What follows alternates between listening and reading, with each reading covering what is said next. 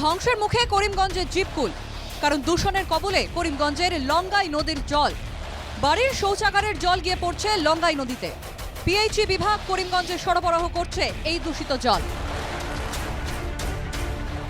ডাক্তারদের মতে জল নাকি আমাদের বেশিরভাগ অসুখের ক্ষেত্রেই উপকারী। পরিমাণ মতো জল পানে পেটের অসুখ থেকে শুরু করে বিভিন্ন রোগ সারতে পারে, কিন্তু দূষিত জল পান স্বাস্থ্যের পক্ষে বিপজ্জনক হয়ে উঠতে পারে। ঠিক সেই রকম ঘটনাই ঘটছে করিমগঞ্জ শহরে। লঙ্গাই নদীর দূষিত জল পান করছেন গোটা শহরবাসী। কিছু শিক্ষিত মানুষের অবিবেচক কর্মকাণ্ডের মাসুল গুনতে হচ্ছে শহরবাসীকে।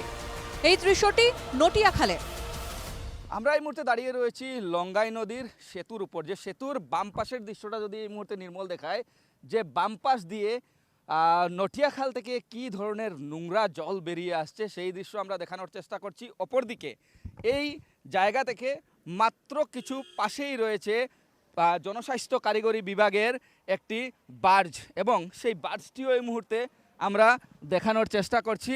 এই বার্জ আসলে সেই নদীর জল, অর্থাৎ লঙ্গাই নদীর জল সংগ্রহ করছে সেই বার্জ, এবং সেই বার্জ থেকেই করিমগঞ্জ শহরের জনতাকে আসলে বিশুদ্ধ খাওয়ার জল সরবরাহ করা হচ্ছে। অর্থাৎ আমরা এই মুহূর্তে দেখাচ্ছি যে কিভাবে করিমগঞ্জ শহরের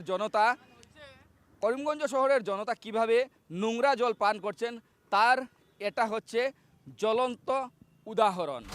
যেখানে নটিয়াখালের পাড়ে থাকা প্রায় 95% বাড়ির শৌচাগারে নেই সেপটিক ট্যাঙ্ক, যার দরুন শৌচাগার থেকে সরাসরি মলমূত্র চলে যাচ্ছে নটিয়াখালে।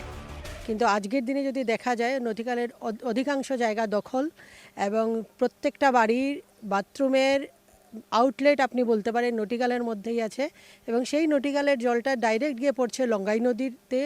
এবং মেইন বিষয়টা হলো লঙ্গাই নদীর যে প্রান্তের নটিয়াখালের এই জলটা গিয়ে মিলছে লঙ্গাই নদীতে, সেই জায়গায় থেকে সেই হার্ডলি 100 মিটারের ডিস্টেন্সে ওইখান থেকেই পিএইচির জল সরবরাহ করা হয় পুরো করিমগঞ্জবাসীকে সাপ্লাই করার জন্য। তো এটা একটা ভীষণ গুরুত্বপূর্ণ বিষয় যে এই জলের মধ্যে বিশুদ্ধতা কতটা আছে সেটা আজকের দিনে কেউই আমরা খুব সঠিকভাবে, আমাদের কাছে সেই তথ্য নেই। আর শৌচাগারের নোংরা জল নটিয়াখালের মাধ্যমেই লঙ্গাই নদীতে গিয়ে মিশছে। এরপরেই লঙ্গাই নদী থেকে জনস্বাস্থ্য কারিগরি বিভাগ শহরবাসীকে প্রয়োজনীয় জল সরবরাহ করছে। এর ফলে জনস্বাস্থ্যের প্রতি এক ভয়াবহ সংকট ঘনিয়ে আসছে। আজকে দেখুন, আমরা সকলেই জানি জলের আরেক নাম জীবন, কিন্তু আজকে যেটা দেখা যাচ্ছে মানুষ যে জলটা পাচ্ছে সাপ্লাই জল, সেটা হচ্ছে বাজে জল পাচ্ছে।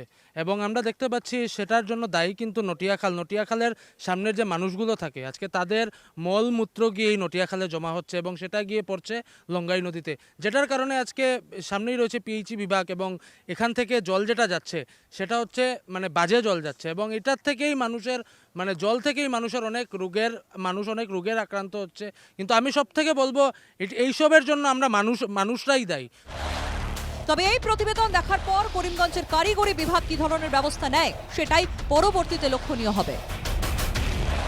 করিমগঞ্জ থেকে মিষ্টু দত্তের রিপোর্ট, এনকেটিভি বাংলা।